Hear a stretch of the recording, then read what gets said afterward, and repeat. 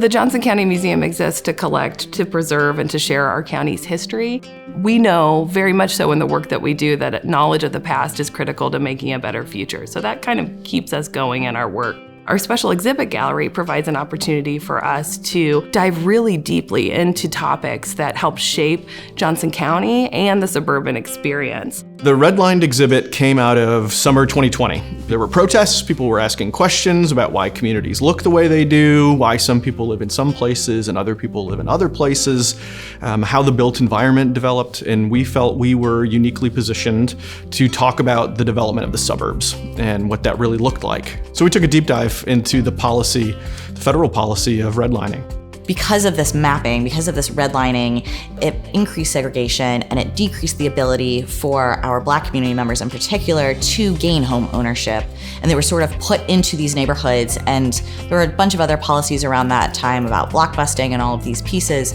But the reality is that those policies at that time have dramatically impacted the ability for particularly our Black residents to have that wealth, but it also then impacts their ability to be healthy because of the chronic stress and the financial access that they didn't have, both then as well as all the way through today.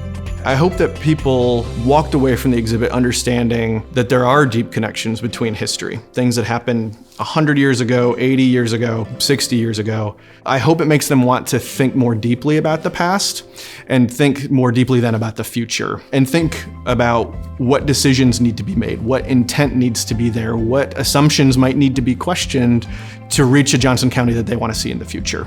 We gave a record-breaking number of tours of Redlined as we had the exhibit on display for a year. And what was so incredible is that you see the things that are similar in the groups that come through time and time again, always with all of them an intent to want to learn more and engage in this history. To take on something so huge and so challenging and have such a really overwhelmingly positive reaction from people coming to the exhibit and learning about this material, and then to win an award for it is really humbling, to have that work recognized and to feel that we have made some difference in the community. We are so excited, first of all, that it's from UCS, given that their role in helping us think of this as an idea for an exhibit with that film that we did all those years ago.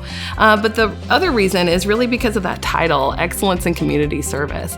At the end of the day, what motivates my team and teams throughout JCPRD and Johnson County is public service and excellence in that. So to get to be recognized for that, for doing the work that gets us out of bed in the morning, that gives meaning to the work we do, is a sheer joy.